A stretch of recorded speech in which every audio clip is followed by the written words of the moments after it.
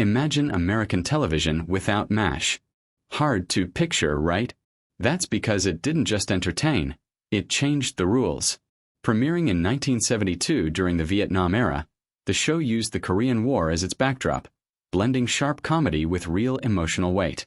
It made audiences laugh, then hit them with something deeper. But behind the scenes, not everything was as harmonious as it looked.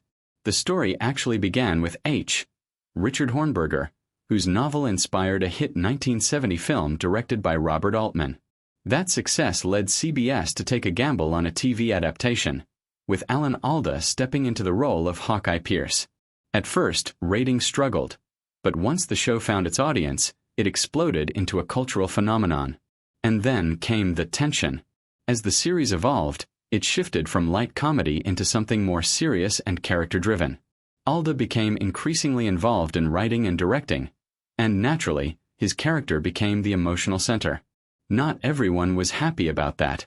The first major shock came with McLean Stevenson, who played Colonel Henry Blake. Feeling sidelined and eager to lead his own show, he chose to leave after season 3. But instead of a gentle goodbye, the writers did something unheard of.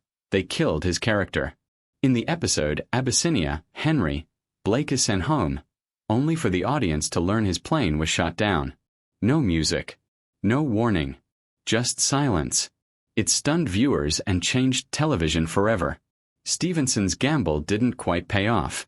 His follow-up shows flopped, and he later admitted leaving may have been a mistake. Ironically, the role he walked away from became his legacy. Then there was Wayne Rogers, who played Trapper John.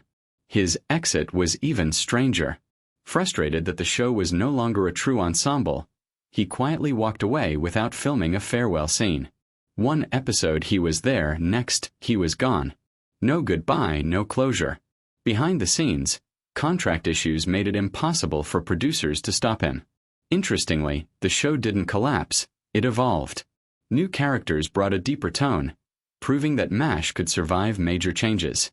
But not all departures were about ego or ambition. Gary Berghoff, who played Radar, left for more personal reasons. The long hours, pressure, and time away from family took a toll. His farewell episode, Goodbye Radar, was one of the show's most emotional moments, symbolizing the loss of innocence in war. Then came Larry Linville, who played Frank Burns. Unlike others, he left because his character had nowhere left to grow. As the show matured, its cartoonish villain no longer fit. His departure allowed the series to explore more nuanced storytelling. He was replaced by David Ogden Stiers as Charles Winchester, a more complex, layered character who stayed until the very end. And through it all, one constant remained: Loretta Swit as Margaret Hot Lips Houlihan.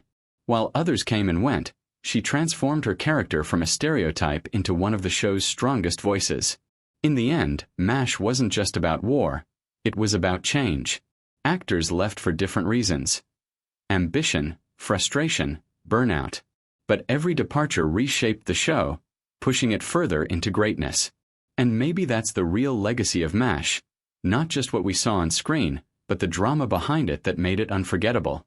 If you love uncovering the hidden stories behind classic Hollywood legends, subscribe to Classic Hollywood Feuds.